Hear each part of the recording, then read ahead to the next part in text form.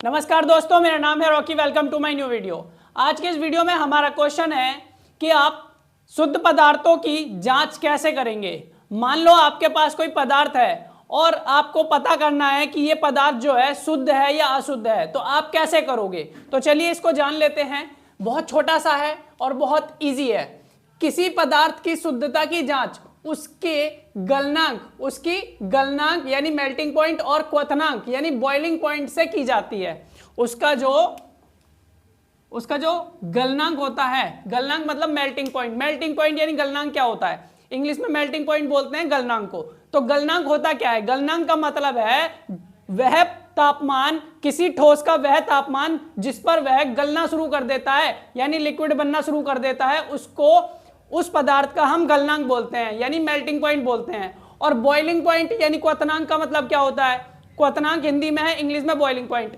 तो क्वथनांक का मतलब होता है कि वह तापमान जिस पर कोई द्रव यानी लिक्विड उबलना शुरू कर देता है, भाप बनना शुरू कर देता है, गैस बनना शुरू कर देता है, वह उस पदार्थ का बॉइलिंग पॉइंट यानी क्वथनांक कहलाता है।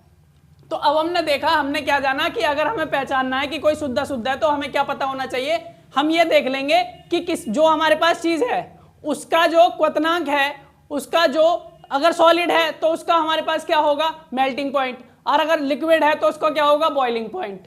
तो शुद्ध पदार्थ के गलनांक और क्वथनांक जो है उनके मान कैसे होते हैं? निश्चित यानी फिक्स्ड होते हैं।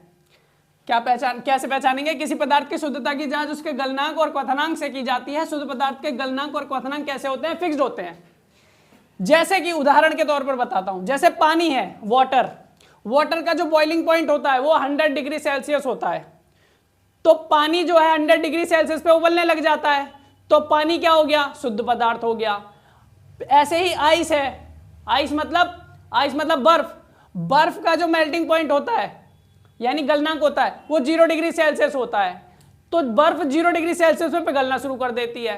अब ऐसा नहीं है कि पानी 50 डिग्री सेल्सियस पे उबलने लग जाएगा या 150 डिग्री सेल्सियस पे उबलेगा, ऐसा कभी नहीं हो सकता। इसका हमेशा बॉइलिंग पॉइंट 100 डिग्री ही सेल्सियस ही रहता है। ऐसे ही बर्फ का जो मेल्टिंग पॉइंट होता है वो 0 डिग्री सेल्सियस ही रहता है।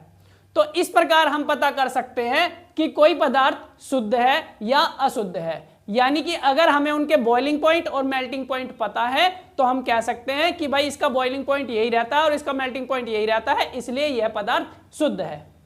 तो उम्मीद करते हैं आपको ये समझ में आया होगा। तो फिर मिलेंगे अपनी नेक्स्ट वीडियो में एक इंटरेस्टिंग क्वेश्चन के साथ।